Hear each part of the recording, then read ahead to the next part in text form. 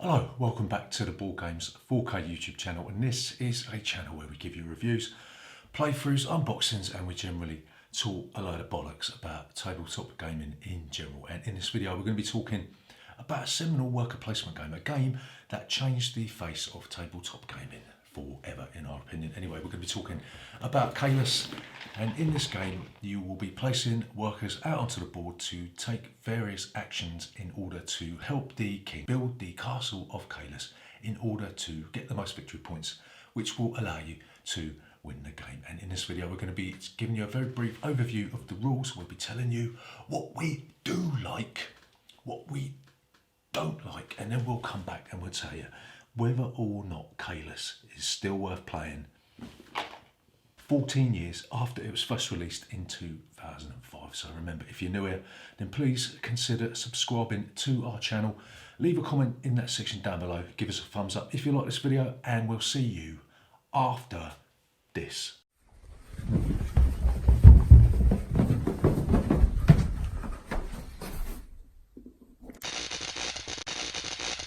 Board Games 4K. So, Caylus, how'd you play this game? So Caylus is a worker placement game. It's one of the first, well, not the first worker placement game, it's one of the first worker placement games to popularise the genre, right? And it's first released in 2005. It took the world by storm, but a lot of people say it's dated, but we'll see. So everyone will take a number of these cylinders, which represents workers. They'll also take a number of these house markers, and they'll also take a number of these little disc markers. And what you'll be doing in the game, you'll be placing your workers out onto the board to take various actions that will give you resources, allow you to build buildings, and also work on the castle, which will allow you to get a favour from the king, right? So the game board is divided into several sections. You've got the castle up here, which you can help to build. If you do that, you've got the king's favour over here. You'll be putting your discs on this little row here and moving it across this grid to take different actions. You've got various different action spaces that go down this road, and you will be placing these building tiles onto these spaces throughout the game to increase the number of actions that you can take. You've got the bailiff here who acts as a timer in the game, and he'll be gradually strolling down this road, taking in the scenery, and eventually the game will end when you get to a certain point. And you've got the nasty little provost here who will be moving up and down this track, preventing certain actions from being taken. You've also got a number of scoring spaces, and when the bailiff reaches these spaces, you will do a certain amount of scoring.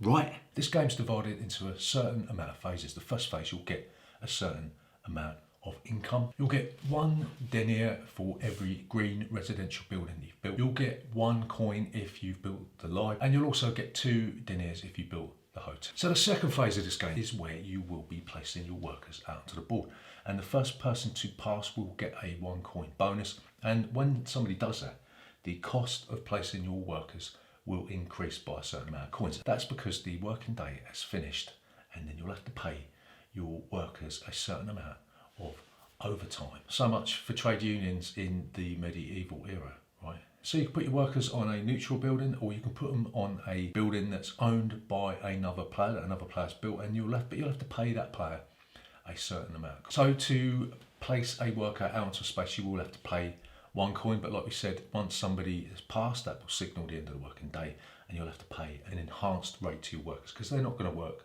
for free. Okay, so once everybody has passed, then you will start taking your workers off the board and then activating the spaces that you put them. You'll start at the top of the road, and you'll gradually move all the way down till you run out of spaces on the road, and then you will activate the castle, right? So some of the spaces that you can activate are, so you've got the gate, and the person who places it here will be able to take their marker off of that space and then relocate it on any unoccupied space on the board. And this is sort of like an insurance policy, so you're sort of hanging back waiting for everyone else to take their turn, and then you'll be able to see what's left and then redistribute your worker that's on that space to a different space. So you've got the trading post, which allows you to take 3 deniers from the bank. You've got the merchant's guild, and in this is where you'll be able to move the provost 1 to 3 spaces forwards or backwards along the road.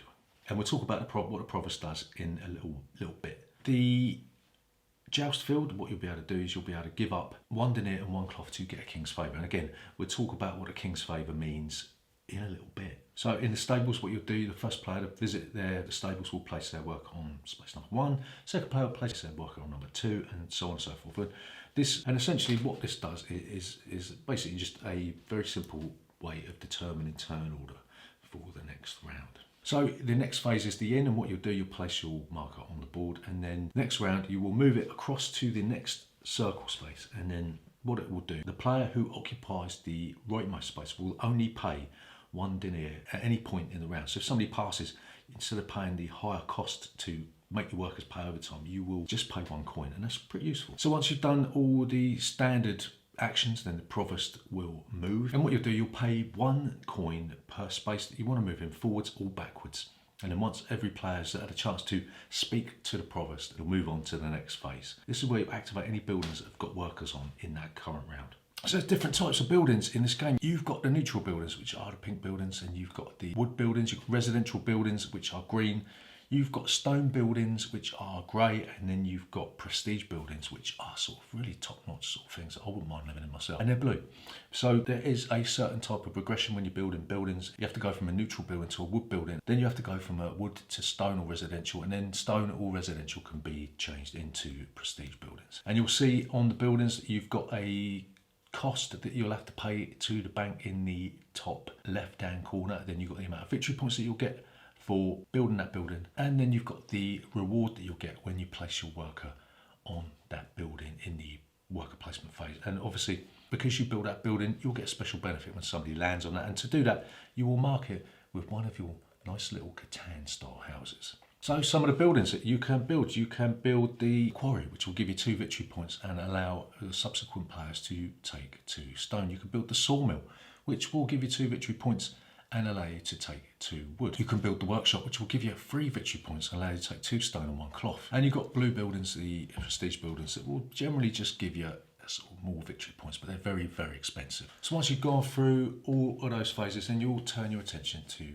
building the castle. And what you'll do, you'll have to turn in what's the rules refer to as a batch, which is basically just a load of resources you have to dump into the general supply. Depending on how far down the track the bailiff is, you will score different portions of the castle. So you've got the dungeon, which is the first portion, you've got the walls, which are the second portion, and then you've got the towers, which is the final portion. And you'll get a number of victory points dependent on how many batches you have provided to the castle, and the earlier you do it, the more victory points you get, but there's more space to develop the castle the further into the game you get. And whoever has provided the most batches to the king and the castle, they get to choose one of the king's favours on the little king's favour grid. So some of the king's favours are just victory points.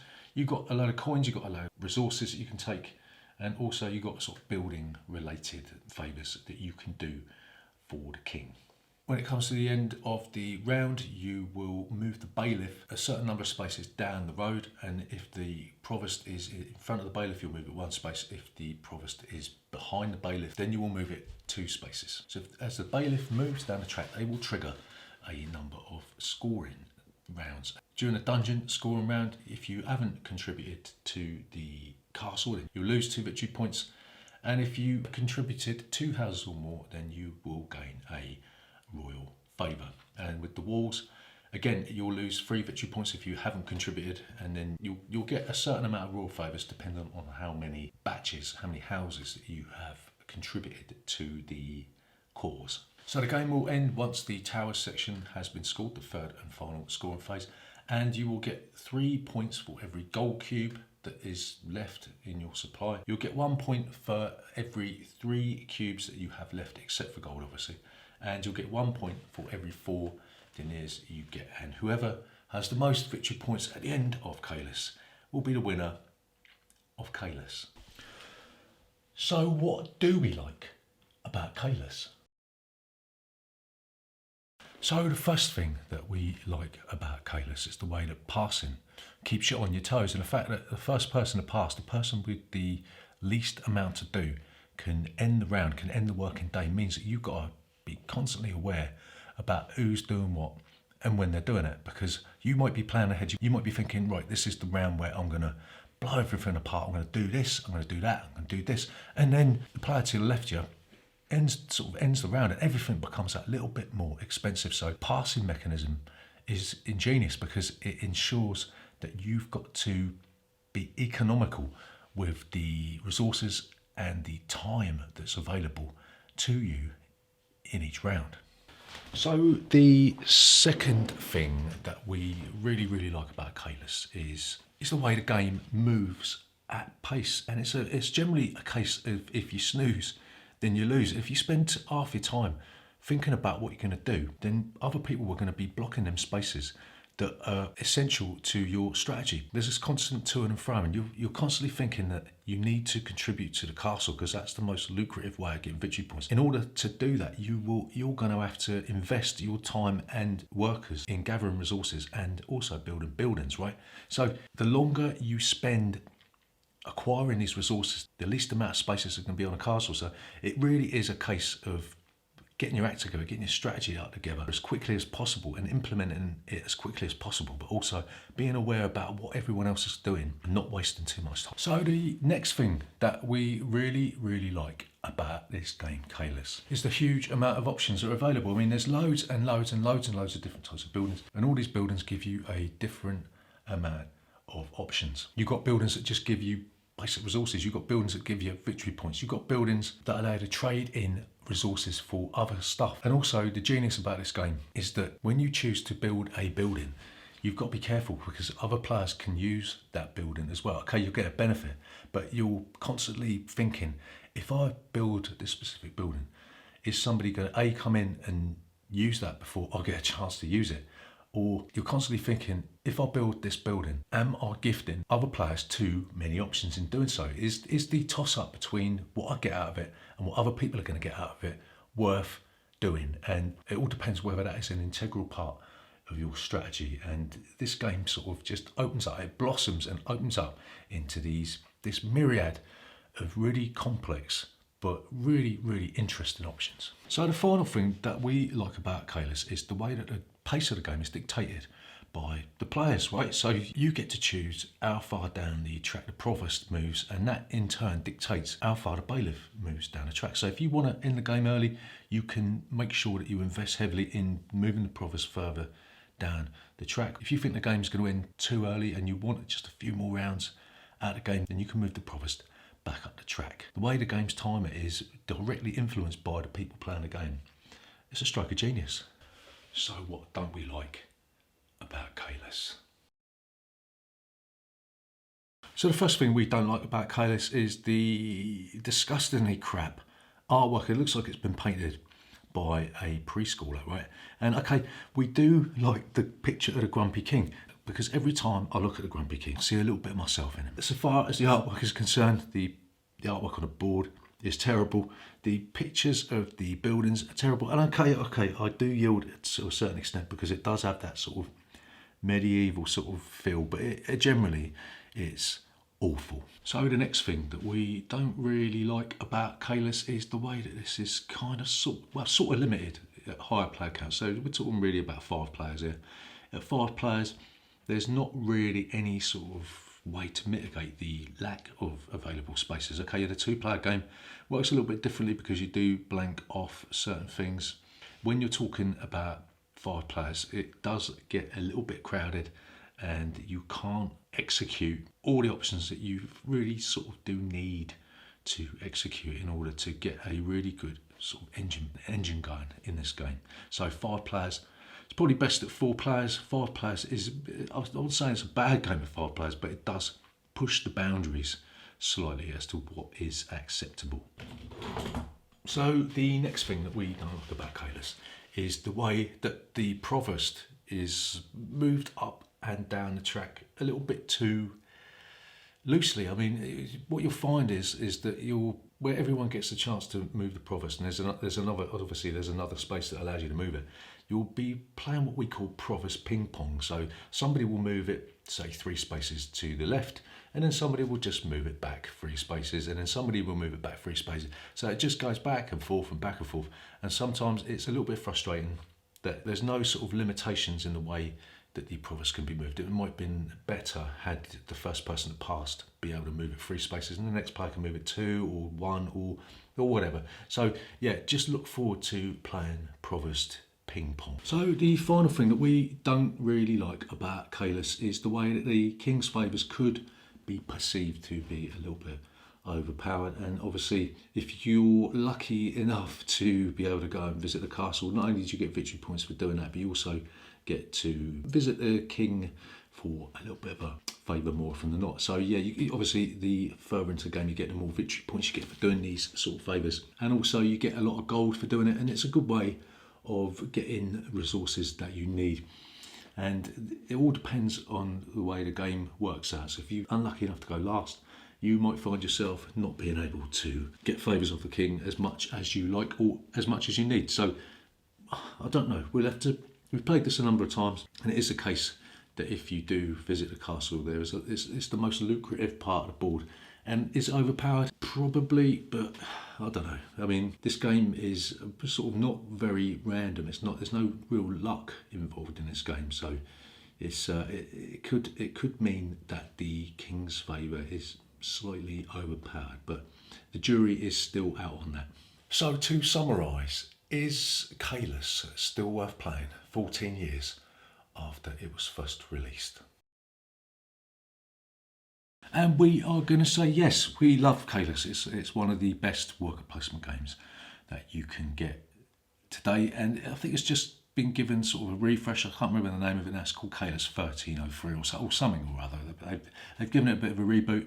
We haven't played it, so we can't really talk about that. Insofar as this one's concerned, it really did change the landscape back in 2005. It's not the first worker placement game that's available, but it's definitely the one that people remember the most. And we're still charmed by this game today. We do find it better with 4 players rather than 5. The amount of options that are available with the buildings and the way that you've got to focus your attention on not only gathering resources, making sure that you get the right buildings out and you're in control of those buildings, but also making sure that you contribute to the castle just enough to give you those lucrative king's favours. It really does open up, and we said this before, it really does sort of open up and blossom into a wonderful game of choices and options. So we're going to give Caylus 5 stars. It's old, but it's still a wonderful game. It might have been superseded by other worker placement games, depending on your taste. So some people might prefer games like the Sulk in the Mine Calendar, or they might prefer games like dice placement games like Troyes or Castles of Burgundy. So insofar as pure worker placement game goes, you can't go far wrong with a nice game of Caylus. So that's Caylus. So remember, if you're new here, please consider subscribing to this channel. Leave a comment down below, and if you made it this far, then give us a thumbs up, and we'll see you next time.